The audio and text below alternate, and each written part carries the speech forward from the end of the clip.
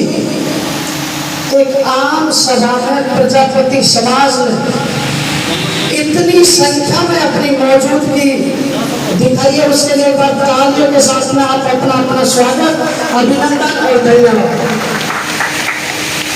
प्रिय बंधुओं,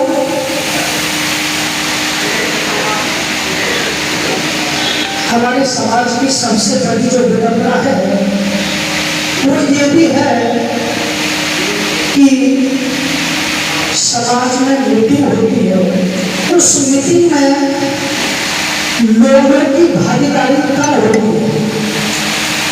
और जहां तक मेरा मानना है, कुछ लोग जो समाज को आगे बढ़ाने का काम कर रहे हैं, आप जैसों ने जिनके सिर पर ताज बांधा है, उनका भी कहीं कहीं मनोबल टूटता है। क्योंकि कहा गया है कि एक और एक दो भी होते हैं और एक 11 भी होते हैं। तो प्रिय समाज बंधुओं, मैं आपके श्री चरणों में यही आग्रह करना चाहूंगा कि आप और हम, यदि हम सोचें या आप सोचो या समाज बंधु और सोचे कि हमने तो अध्यक्ष बना रखा है, अध्यक्ष हमारे समाज का उद्धार करेगा, अकेला चला भार नहीं छोड़ सकता। जब तक हम मिलकर साथ नहीं देंगे, तब तक अध्यक्ष साहब कुछ नहीं कर सकते। मेरा ऐसा व्यक्तिगत मानना है, हो सकता है आप मेरे विचारों से सहमत नहीं हो, लेकिन मेरा ऐसा मानना है, यदि समाज में पीछे बैठे हुए व्यक्ति की भी भागीदारी सुनिश्चित कर दी जाए, तो निश्चित रूप से समाज एक सही दिशा में और अच्छे मार्गदर्शन प्राप्त करके और नए आयाम स्थापित करने में सफल होंगे। तीसरा हमारा जो बिंदु है, वो बिंदु मेरे विचार से हो सकता है मैं गलत बोल जाऊं इस मामले में, लेकिन शायद जहां तक मुझे जानकारी है, मेरे विचार से ये धर्मशाला प्रजापति धर्मशाला है, लेकिन 50% बंधुओं को पहली बार ऐसा मौका मिल रहा होगा कि भाई हमारे समाज की धर्मशाला ये है, ऐसा मेरा मानना है। और इस धर्मशाला के अंदर प्रथम बार शायद प्रजापति समाज की सामूहिक मीटिंग का आयोजन हो रहा हो, वरना जिस पद के लिए ठेकेदारियों में वोट लगी पड़ी और एक गरीबा में पूर्ण जो पद होता है, उस पद के लिए अर्थात जो एक अध्यक्ष का महत्वपूर्ण जो पद होता है, उस पद के लिए जब हम आम सभा का आयोजन करते हैं, उस आम सभा के आयोजन के लिए भी हमें अन्य जगहों पर विचार विमर्श करने के लिए, मीटिंग आयोजित करने के लिए विवश होना पड़ता है। तो जो प्रजापति धर्मशाला के अंदर आज मीटिंग का आयोजन चल रहा है, उस धर्मशाला का आप और हम मिलकर किस तरीके से इसकी जो रूपरेखा है, इसमें हम आकर बैठ सके, क्योंकि माता रानी का मेला जो कि नखी मेला होता है, और मेरे विचार से ज्यादा भी नहीं तो हर गांव से हमारे समाज के 10-5 लोग तो उस नखी मेला में आते ही होंगे। लेकिन बड़ी विडंबना की बात है कि हम आते हैं, माता रानी के श्री चरणों में भोग लगाते हैं, लेकिन यदि हमें 2 मिनट का विश्राम करना पड़े तो हम बड़े परेशान महसूस करते हैं अपने आप को। तो उस परेशानी से निजात पाने के लिए आप और हम मिलकर इस धर्मशाला का किस तरीके से जीर्णोद्धार कर सके, किस तरीके से इस धर्मशाला का उद्धार कर सके, क्योंकि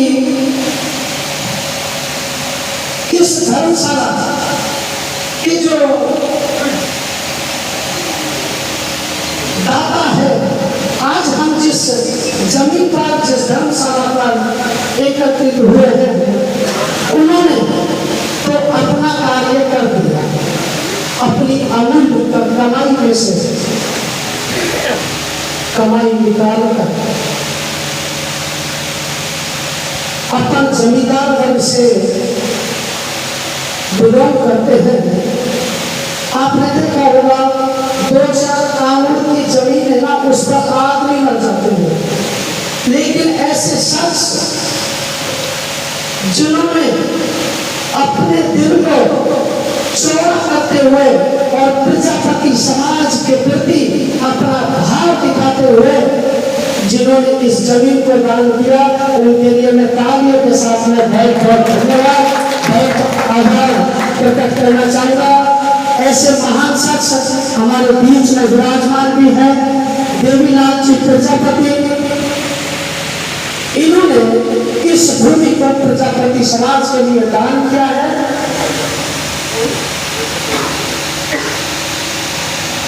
प्रिय बंधु, मैं ऐसे शख्सों के लिए, ऐसी विभूतियों के लिए कहना चाहूंगा कि ऐसी कोर्ट जिन्होंने ऐसे सपूतों को जन्म दिया, जो समाज के भाव को समझते हैं, समाज के दुख को जानते हैं। बड़ी विडंबना थी कि कठुआ विधानसभा के अंदर एक भी प्रजापति समाज के पास टुकड़ा नहीं था जिस पर हम बैठ के और विचार विमर्श कर सके, अपना मन मुक्ति बता सके। ऐसी कोर्ट के लिए, ऐसे सपूत के लिए मैं बहुत बहुत धन्यवाद देना चाहूंगा। कहा भी गया है कि पुत्र जने तो भक्त जन, कि पुत्र जने तो भक्त जन, कह दाता कह सूर, नहीं तो माई बाजनी, व्यर्था गवाना लोग, व्यर्था गवाना लोग। मैं धन्यवाद दूंगा ऐसे माता पिताओं को जिन्होंने ऐसे सपूतों को जन्म दिया।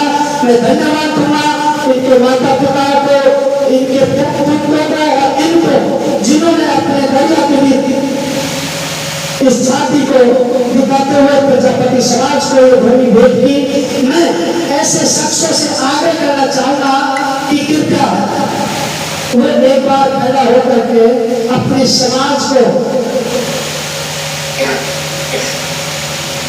एक बार अपना परिचय अवश्य करा दो। आदरणीय देवीलाल जी, मैं आग्रह करूंगा कृपया एक बार खड़ा होकर इस पंच सरकारों के बीच में अपना परिचय देने का कष्ट करें।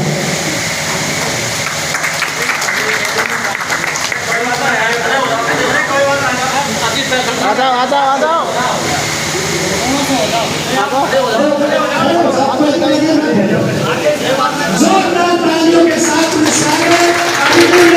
धन्यवाद। ये वो शख्सियत है जिन्होंने इस भूमि को भेद दिया। प्रिय भक्तों, मैं आपके श्री चरणों में जिन बिंदुओं को लेकर आज हमने एक आम सभा का आयोजन किया है, इसमें आपकी हमारी भागीदारी रहेगी। और ये जो तीनों बिंदु है, इनको हम किस तरीके से क्रियान्वयन कर सकें, उसके विचार विमर्श के लिए एकत्रित हुए। अब आगे के विचार के लिए मैं सभी समाज बंधुओं के लिए खुला मंच है, समान भाव है, सब एक साझा धरती पर बैठे हैं। एक और मैं आग्रह करना चाहूंगा, प्रिय बंधुओं, हो सकता है आपका मत कुछ अलग हो, मेरा मत कुछ अलग हो, जरूरी नहीं 5 भाई हो, 5 भाइयों के विचार एक से हो। विचार अलग अलग रखने का आपको अधिकार है, रख सकते हैं, लेकिन आम सभा के कुछ नियम होते हैं। वो नियम है कि सर्वप्रथम जो भी बंधु अपने विचार रखें, वो कृपया एक बार हमारे आज की इस सभा के जो सभापति महोदय नियुक्त किए हैं, उनसे परमिशन लें और उसके बाद बड़ी शालीनता से कहा गया है कि काना से काना मत कहो, काना जाएगा रूट और धीरे धीरे पूछ मेरे तेरिया कैसे गई हो। प्रिय बंधु, बात को रखोगे शालीनता से, बड़ा आनंद आएगा। आपके विचार हमारे लिए ही नहीं, समस्त प्रजापति समाज के लिए उत्तम, सराहनीय और महत्वपूर्ण है। इसलिए मेरा सभी सरकारियों के श्री चरणों में आग्रह रहेगा कि आराम से शालीनता के साथ में अपने विचार रखें। बहुत बहुत धन्यवाद, बहुत बहुत साधुवाद, अभिनंदन, धन्यवाद। इसमें लिख रहे बच्चे हैं जो उनके बारे में बता दो, सब वो कंफर्म हो जाएगा तो पढ़ाए को ले पढ़ाएगा। पुनः मैं रिपीट करना चाहूँगा, मुख्य रूप से आज इस आम सभा के 3 एजेंडे हैं। प्रथम जो एजेंडा है वो ये है कि हम हमारे बच्चे बच्चियों को शिक्षा पर बढ़ावा किस तरीके से दें और हमारे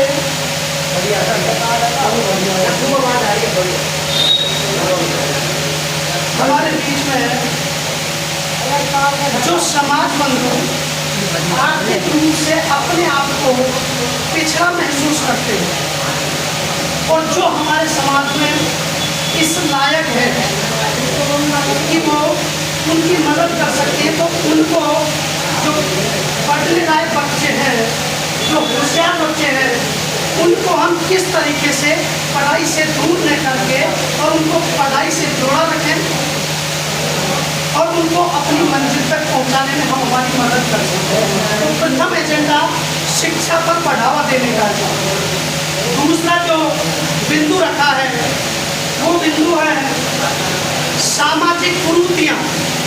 सामाजिक कुरीतियाँ जैसे हमारे समाज में व्याप्त बुराई, जिनका मैसेज अच्छा नहीं जाता हो, हम वैसे आपको मैं मेरे विचारों के रूप में बताना चाहूँ कि जितनी हम कोशिश हो उतना हम प्रयास करें कि गलत जो रीति रिवाज है उन रीति रिवाजों पर रोक लगा सकें। जैसे कि आजकल तो वैसे अब ये जो चल रहा है नुक्ता है, सरकार के द्वारा भी वैसे बंद है, लेकिन अपने समाज में हद तक अभी कुछ चल रहे हैं और हो सकता है मेरी बात कर भी लग जाए, लेकिन साहब है ना, ये पंच सरकारी के बीच में एक चीज और कह दूँ कि जो नुक्ता चल रहा है और समाज में जो व्याप्त है ऊपर जो मंथन होता है ना, इस मंथन को तोड़ने वाले भी ठेकेदारी नहीं, ऐसा मेरा अपना व्यक्तिगत विचार। लेकिन हमारा मानना है, कहा गया है जब जगे जभी सवेरा सही, तो हो सके तो आज हम इस पंच सरकारी के बीच में कुछ ऐसा नया आयाम स्थापित करें जिससे आने वाले टाइम पर और इन चीज़ों पर रोक लग सके। तीसरा हमारा बिंदु है रामबाग। तीसरा बिंदु है जिस प्रांगण में आज हम बैठे हैं, इस धर्मशाला के जो छत है, जो भी इसमें अपन को आवश्यक लगे उनका अपन निर्माण कर सके और हमारे समाज के काम आ सके। इन 3 बिंदुओं पर आज विशेष हम विचार विमर्श करेंगे।